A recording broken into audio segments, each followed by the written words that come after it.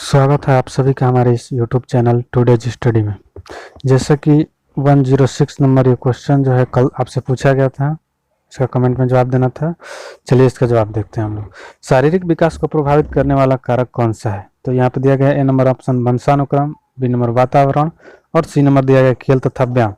तो ये सभी इनमें से ये सभी जो है ना कि शारीरिक विकास को कहीं ना कहीं प्रभावित करते हैं।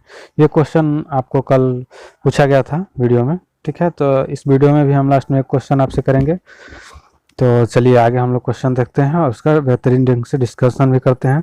तो अभी तक हमारे इस चैनल पे आप नए हैं तो जल्द से जल्द इसको सब्सक्राइब करें और दोस्तों तक शेयर करें। चलिए 107 नंबर यहाँ क्वेश्चन देखते हैं, यानी कि 107 नंबर क्वेश्चन हम लोग। निम्नलिखित में से कौन सी एक अंतःस्रावी ग्रंथि नहीं है? पहला इसमें दिया गया एड्रिनल ग्रंथि, दूसरा दिया गया पीयूष ग्रंथि और तीसरा इसमें है लार ग्रंथि और चौथा है इसमें थायराइड ग्रंथि। तो आपको इनमें से बताना है कौन सी अंतःस्रावी ग्रंथि नहीं है। जैसा कि ये देख सकते हैं यूपी टेट 2017 में पूछा जा चुका है, ठीक है। तो इसमें हम लोग जानेंगे कि अंतःस्रावी ग्रंथि कौन सी नहीं है। तो ये लार ग्रंथि जो है ना कि अंतःस्रावी ग्रंथि नहीं है, यानी कि ऑप्शन नंबर सी इसका आंसर हो जाएगा। लार ग्रंथि जो है ना कि अंतःस्रावी ग्रंथि नहीं है, ठीक है।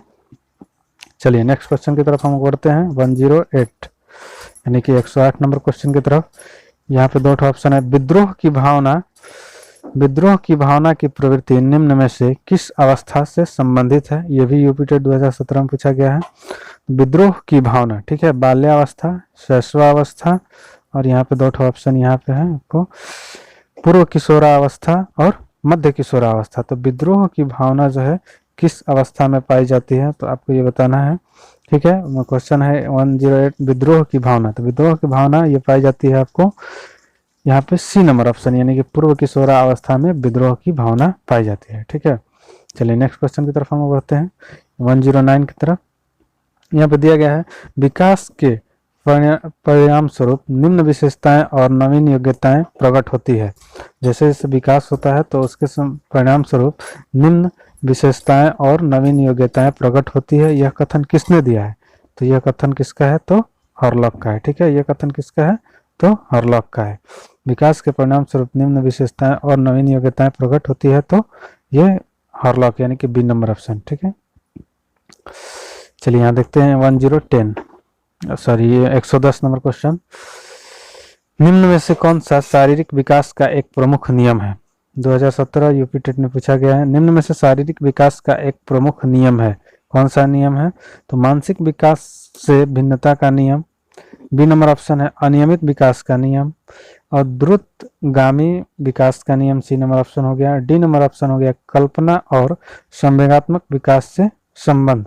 110 नंबर का ऑप्शन नंबर बी, यानी कि शारीरिक विकास का एक प्रमुख नियम कौन सा है? तो अनियमित होता है, ठीक है, नियमित नहीं है। जैसे आप जिस जलवायु में रहते हैं उसके हिसाब से आपका शरीर में किस तरह से वृद्धि होगा, वहाँ की जलवायु के अनुसार आपको इफेक्ट पड़ेगा, ठीक है।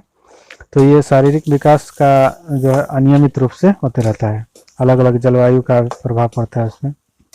चलिए हम लोग नेक्स्ट क्वेश्चन यानी कि 111 नंबर क्वेश्चन की तरफ बढ़ते हैं। यहाँ पर देखते हैं वृद्धि को प्रभावित करने वाले कारक कौन से हैं? तो वृद्धि को प्रभावित करने वाला पहला कारक दिया गया पर्यावरण, बी नंबर ऑप्शन स्वास्थ्य और सी नंबर आपको आहार। तो इनमें से सभी होगा, ये सभी यानी कि तीनों, पर्यावरण भी प्रभावित करेगा, स्वास्थ्य भी प्रभावित करेगा और आहार भी प्रभावित करेगा आपका वृद्धि किस तरह से हो रहा है, ठीक है। पर्यावरण का भी उससे बहुत ज़्यादा प्रभाव पड़ेगा, किस तरह का डाइट ले रहे हैं, आहार ले रहे हैं, आपका स्वास्थ्य किस तरह का है, स्वास्थ्य, तो ये तीनों का प्रभाव पड़ेगा, यानी इनमें से सभी। नेक्स्ट क्वेश्चन की तरफ हम लोग बढ़ते हैं। देखिए ये क्वेश्चन बहुत ज़्यादा इंपॉर्टेंट है, 112 नंबर। ये पूछा जा चुका है आपको यूपी टेट में भी और सी टेट में भी। देखिए सी टेट 2012 में पूछा गया और यूके टेट यानी कि उत्तराखंड टेट में पूछा गया है 2014 में। सूक्ष्म गतिक कौशल का उदाहरण है। तो यहाँ पे दिया गया है चढ़ना, दौड़ना, फुदकना और लिखना। तो इनमें से ऑप्शन कौन सा होगा? ऑप्शन नंबर डी आपका आंसर हो जाएगा। लिखना जो है सूक्ष्म गतिक कौशल का उदाहरण है, इसको आप ध्यान में रखेंगे। चलिए नेक्स्ट क्वेश्चन की तरफ हम बढ़ते हैं आगे। निम्न में से किसका विकास किशोरावस्था में नहीं होता? निम्न में से किसका विकास किशोरावस्था में नहीं होता? तो यहाँ पे ऑप्शन नंबर ए दिया गया अहम केंद्रिता, बी नंबर अभिरुचि, ठीक है। सी नंबर दिया गया है तर्क शक्ति और डी नंबर प्रेक्षण की योग्यता। तो यहाँ पे दिया गया निम्न में से किसका विकास किशोरावस्था में नहीं होता है, नहीं होता है, किशोरावस्था में नहीं होता है, ये ध्यान देना है, ठीक है। तो अभिरुचि का, एटीट्यूड का विकास होता है, ठीक है। तर्क शक्ति का भी विकास होगा और आपका प्रेक्षण का भी विकास होगा, यानी ऑब्जर्वेशन का, ठीक है। लेकिन अहम केंद्रितता का विकास इस किशोरावस्था में नहीं होता है, ये बाल्यावस्था में होता है, ठीक है। अहम केंद्रितता का विकास जो है ना किशोरावस्था में नहीं होता है, यानी कि ऑप्शन नंबर ए इसका आंसर हो जाएगा। चलिए नेक्स्ट क्वेश्चन की तरफ हम बढ़ते हैं। 114 नंबर, सामान्यतः लड़के और लड़कियों में शारीरिक विकास की निम्नलिखित विशेषता प्रेक्षित की जाती है।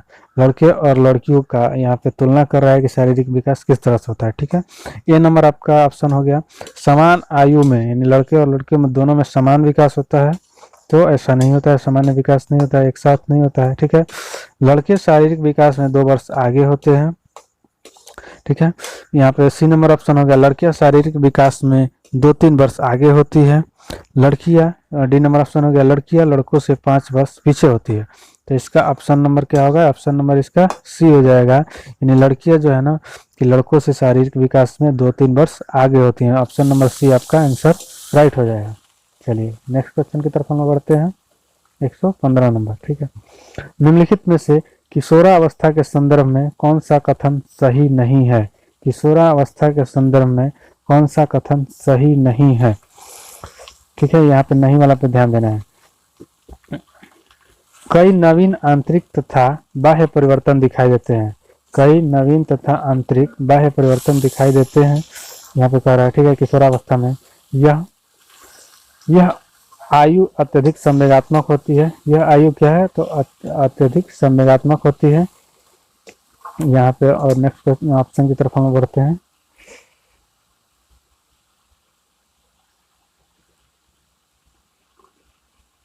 सी नंबर, बुद्धि अपनी चरम सीमा तक पहुंचने का प्रयास करती है और आत्मचेतना कम हो जाती है। तो पहला हम लोग का ऑप्शन था इसमें 115 नंबर क्वेश्चन में कि कई नवीन आंतरिक तथा बाह्य परिवर्तन दिखाई देते हैं, सही बात है किशोरावस्था में, लेकिन यहाँ पे नहीं पूछा है इस क्वेश्चन में, ठीक है। आप पॉज करके पीछे देख सकते हैं। बी नंबर ऑप्शन है यह आयु अत्यधिक संवेगात्मक होती है, यह भी सही है। सी नंबर ऑप्शन हो गया, यहाँ पे आपको जैसा दिख रहा है, बुद्धि अपनी चरम सीमा तक पहुंचने का प्रयास भी करती है, लेकिन यहाँ पे ऑप्शन नंबर डी होगा कि किशोरावस्था में आत्मचेतना में कमी नहीं होती है, ठीक है। आत्मचेतना में वृद्धि होती है, आत्मचेतना में कमी कहाँ से होगी। चलिए 116 नंबर क्वेश्चन की तरफ हम लोग बढ़ते हैं, अगले क्वेश्चन की तरफ। और ये क्वेश्चन हम लोग का लास्ट, यानी कि 10 क्वेश्चन डिस्कस हो गया।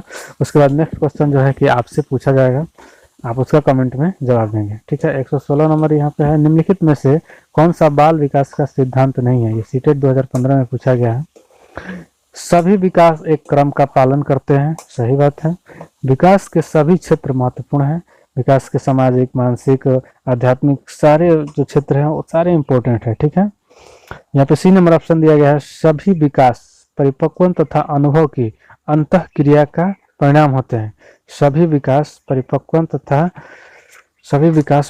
तथा अनुभव की अंतः क्रिया का परिणाम होते हैं। तो यहाँ पे सी नंबर ऑप्शन हो गया आपका, ये भी सही है कि जो विकास होगा वो परिपक्व और अनुभव की अंतः क्रिया का परिणाम होता है। डी नंबर ऑप्शन हो गया आपका कि सभी विकास अधिगम एक समान गति से करता है। सभी विकास तथा अधिगम एक समान गति से करता है, तो ऐसा नहीं है। सभी विकास और अधिगम जो है एक समान गति से नहीं होता है। सभी व्यक्ति में, अलग अलग व्यक्ति में अलग अलग गति से विकास हो सकता है, ठीक है। अधिगम की उनकी गति अलग हो सकती है। तो ये आपका डी नंबर ऑप्शन हो गया, ठीक है। नेक्स्ट क्वेश्चन की तरफ हम बढ़ते हैं, लेकिन 10 क्वेश्चन कंप्लीट हो गया, ये आपसे पूछा जा रहा है, इसका कमेंट में आपको जवाब देना है, ठीक है। 117 नंबर, विकास के बारे में निम्नलिखित में से कौन सा कथन सही नहीं है। सीटेट 2016 में यह क्वेश्चन पूछा गया है। विकास के बारे में निम्नलिखित में से कौन सा कथन सही नहीं है। विकास परिवर्तन एक सीधी रेखा में आगे जाता है। विकास का जो परिवर्तन होता है इस सीधी रेखा में आगे जाता है। विकास जन्म से किशोरावस्था तक आगे की ओर बढ़ता है और फिर पीछे की ओर। सी नंबर यहाँ पे ऑप्शन दिया गया है। विकास भिन्न व्यक्तियों में भिन्न गति से होता है। और डी नंबर ऑप्शन हो गया, विकास जन्म से किशोरावस्था तक बहुत तीव्र गति से होता है और उसके बाद रुक जाता है। तो इसमें से आपको यहाँ नहीं पे ध्यान देना है, ठीक है, यहाँ नहीं पे आपको ध्यान देना है और फोकस करना है। आपको इसका जवाब यानी कि 117 नंबर क्वेश्चन का जवाब आपको कमेंट में देना है। तो फिलहाल इतना ही, धन्यवाद। और जो लोग भी सीटेट का तैयारी कर रहे हैं या सुपर टेट का या फिर अदर कोई भी टेट का प्रिपरेशन कर रहे हैं, तो प्लीज़ आप नए हैं तो जल्द से जल्द सब्सक्राइब करें और अपने दोस्तों तक भी शेयर करें। धन्यवाद।